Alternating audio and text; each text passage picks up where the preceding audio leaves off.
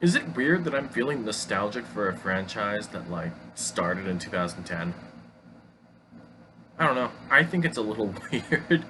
But either way, I recently watched Insidious, The Red Door. I've always kind of liked the Insidious franchise in general, mainly the first two. I don't really remember 3 and The Last Key. Well, the only memory I have associated with The Last Key is that I saw it on a pretty bad first date. So, oh well.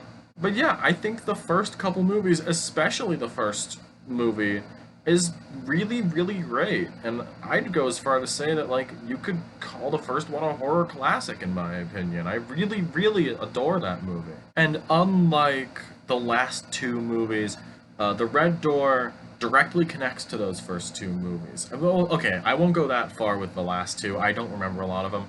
But this one directly connects to the first two movies. Not only that, it is a straight up conclusion to the franchise. I don't think that this is going to be continuing anymore, but this is apparently the highest grossing one of the whole of all the 5 movies now, so who knows? You'll never know. James Wan is not in the director's chair for this one. It is actually Patrick Wilson within his directorial debut who plays the father in these movies, Josh. And that is also pretty promising. This picks up about 9 or 10 years after the second Insidious movie.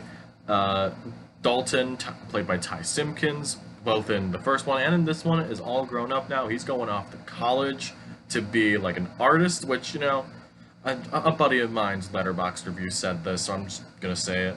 Shout out to Nat for this. They made Dalton a tortured artist. I like that.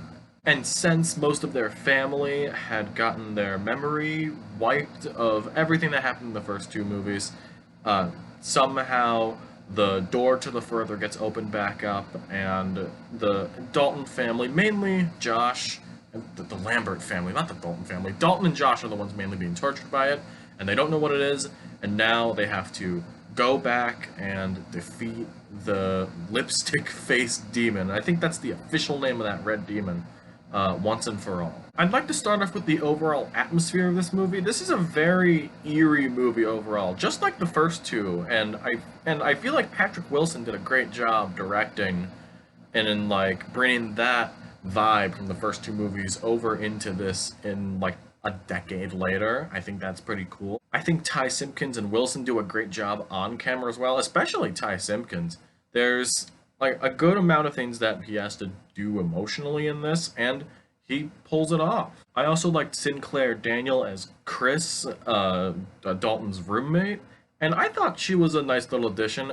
It felt like she was in an entirely different movie every time she was on screen, but I don't know, it was a nice little surprise for a movie like this. I would also like to add that I think this movie probably has like the best, one of the best, if not the best, scares in the whole franchise, with a whole little sequence in an MRI.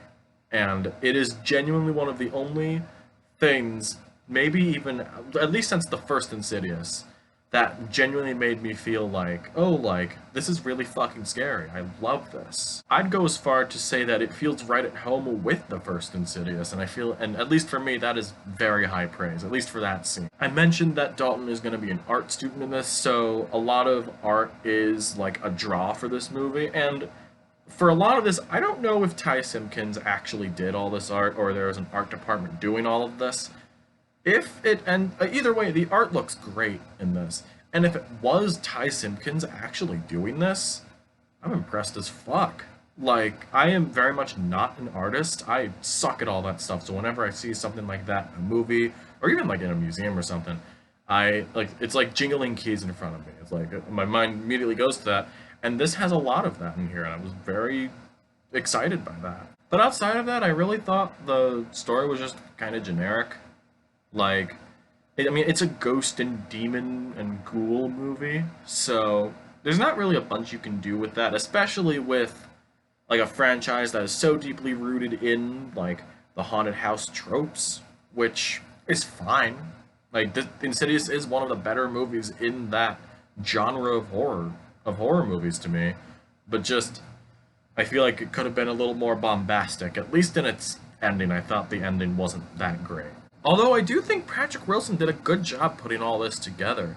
Just, it feels like a really seamless transition between the second movie and this one, and just, I'm pretty excited to see what Patrick Wilson's going to direct next, if he does direct something next, because that is definitely the big takeaway from me, is that, yeah, Patrick Wilson's a pretty good director.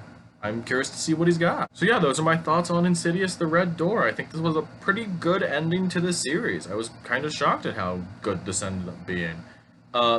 With mainly the big takeaway of Patrick Wilson is a pretty good director. Also, I want to see Ty Simpkins in more stuff. He did a pretty good job in this too. I'm going to give Insidious the Red Door a 7 out of 10. I feel pretty good about this. Who knows if there is going to be a sixth one. Yeah, this was fine.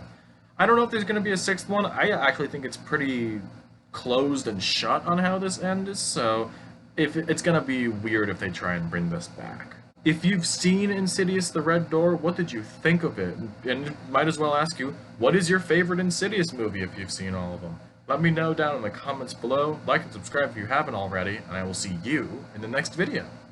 See ya!